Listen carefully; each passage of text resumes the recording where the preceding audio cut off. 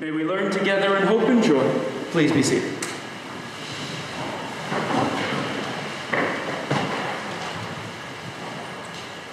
I have had an experience in my life, quite often, as a matter of fact, a rather regular occurrence in my childhood, that perhaps you had as a child when you were growing up.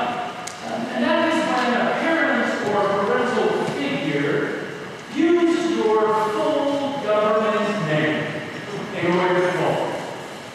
Tyler, Joel, Parry. Even saying, like I can't even complete it because it says, chilled out my spine because if I would hear that, I would know she meant business. She had discovered that I had done that thing. If she said, oh, chickadee, or whatever it was that she was calling me that day, come over, I would say, oh, well, I can be happy because she has now discovered what I was up to today, and I know that full government name, gird up your loins.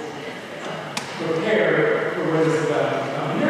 There are phrases that we hear, there are words that we hear that make our ears prickle and tell us something serious is coming. And we find one of those words in our second reading in Paul. It's been a long day, friends. In Paul's letter, he uses a word we probably don't use too much in our lives. He says, we entreat you. How many of you use entreat in your everyday? Entreat? Entreat to anybody? No, maybe. It's a powerful word. It's a powerful word. It's not just an ask. It's a begging. It is a passionate word. And so, if we come across this word in the 5th chapter of Paul's letter to the Corinthians, it makes you pay attention. It's like one of those conversations where you're talking with someone, and then they say, well, to be honest with you, and you pause and say, well, have you not been honest with me up until this point? You take notice. And so we take notice of what Paul is going to say.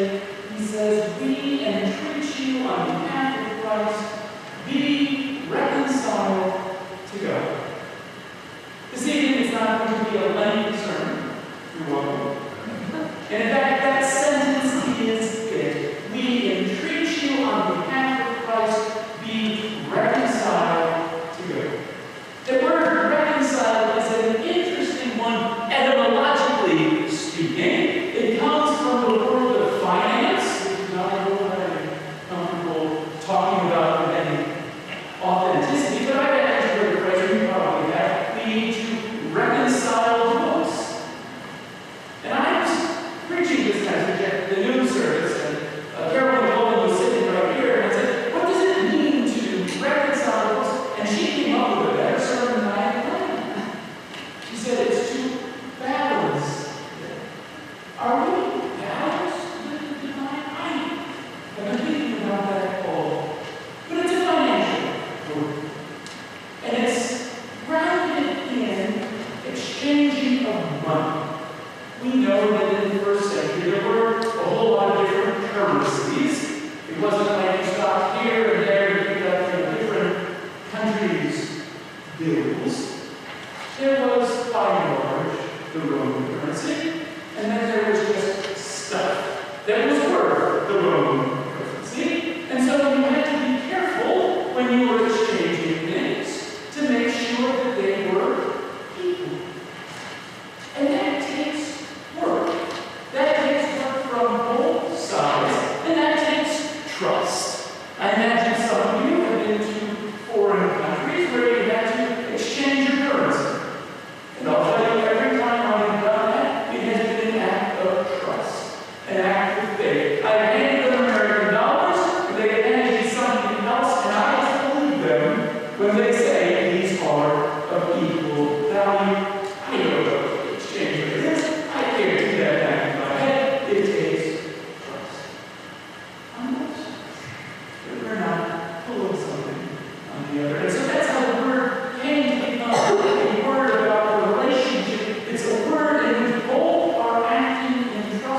towards each other in order to be balanced with one another.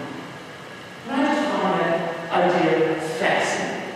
That it is God on one side and us on the other, and we need to be in balance. And we have work to do, and God has work to do in order to make that happen. And I think that is shown when we look at the one phrase that we have to consider from that sentence: we entreat you on behalf of Christ. Christ is the one who has taken the action. Christ is the one who is calling to others to be reconciled. When Paul writes this, he says it is for Christ's sake. It is for the sake and on behalf of Christ that I entreat you to be reconciled. And why I think that is important for us on Ash Wednesday to appreciate as we look forward to the 40 days of Lent is that I had Lents that hadn't worked. Maybe you have had Lents that didn't work. I committed to give up this or to take on that, to pray this, to read that, to study this. And I believe with all sincerity on Ash Wednesday that if I did these things, God would show up in a special way. If I just chased God well enough by either laying aside or taking on, that I was somehow be able to catch up to the divine, and there I will experience some blessed thing that is promised to me at the end of this journey. You know, a lot of the time, a lot of the time I got to the second week of Lent, I can't even remember what I promised to do. What did I do? I don't know. What did I promise to do? Pray? Oh, I did that yesterday. Oh, it's coming again.